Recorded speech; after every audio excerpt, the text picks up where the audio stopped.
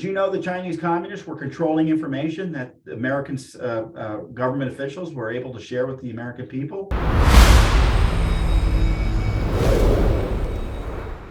We have a new lawsuit, or the results of another lawsuit, I should say, on COVID.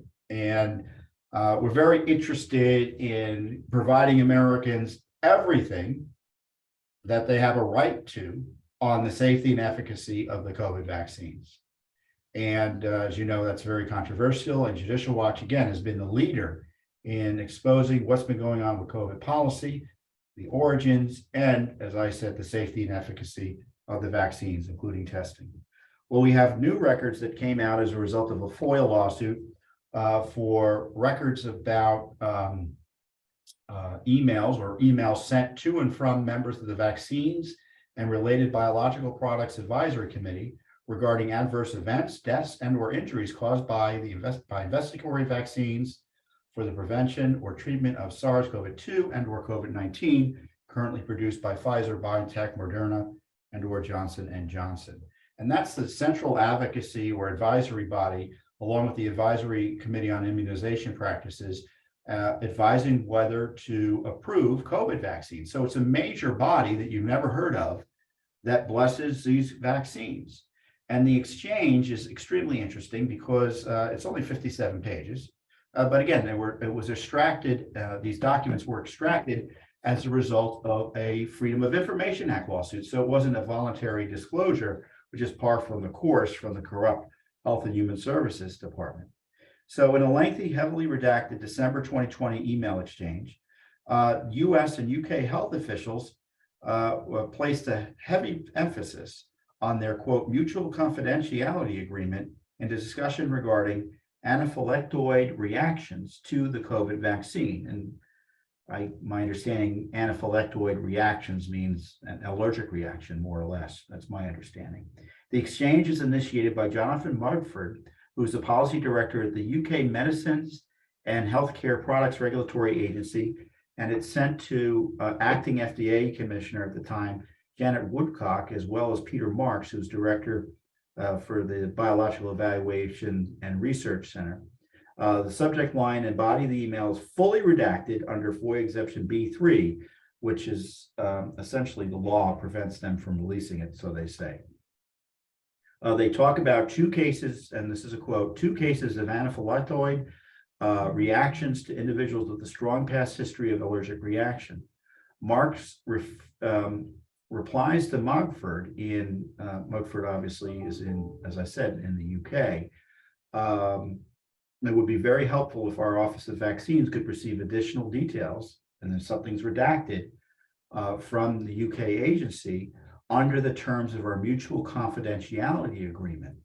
Attached are blank, redacted again. Hope that's helpful. In the meantime, Mugford replies, and then he says, if I can just remind you, the information is shared under a confidentiality agreement.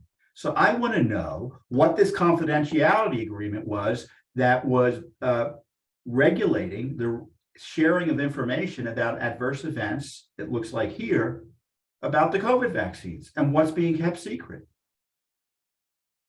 I mean, what's going on here that we have, again, another confidentiality agreement. It looks like terms agreed to with a foreign power to keep information from the American people about the safety and efficacy of the vaccines. We just covered this. So in addition to these, what I think are disturbing documents, there's talk about COVID and pregnancies and other documents that raise additional questions.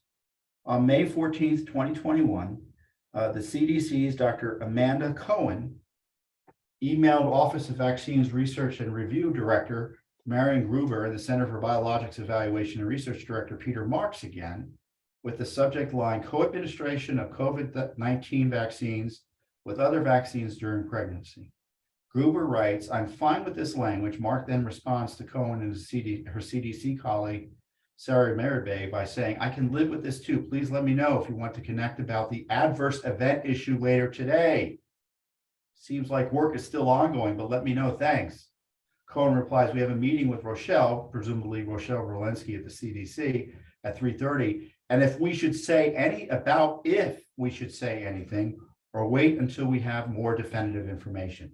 Again, about if we should say anything, or wait until we have more definitive information.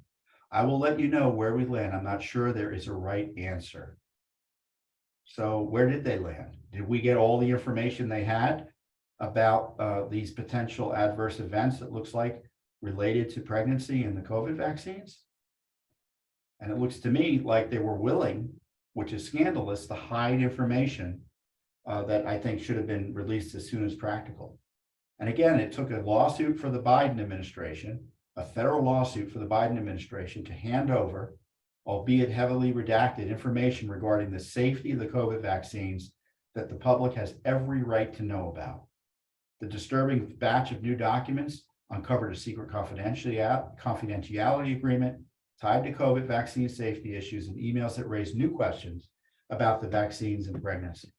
So we have many, many lawsuits and many disclosures. I can't go through them all here, but this is just adding to the pile of disclosures that raise serious questions about the way these vaccines were handled, tested, and vetted by our public health agencies here in the United States. And on top of that, we have agreements with foreign powers, in this case, the United Kingdom, potentially to keep some of this information away from the American people.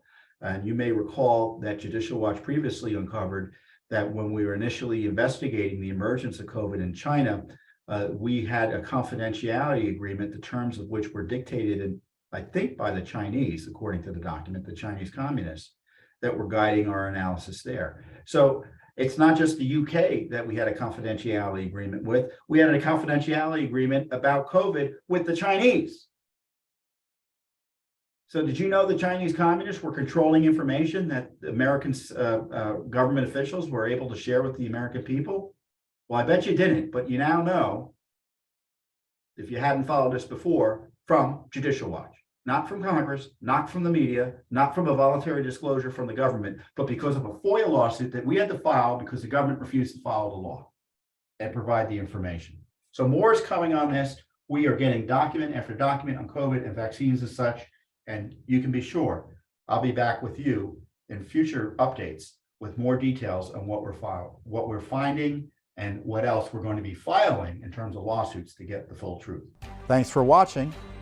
Don't forget to hit that subscribe button and like our video down below.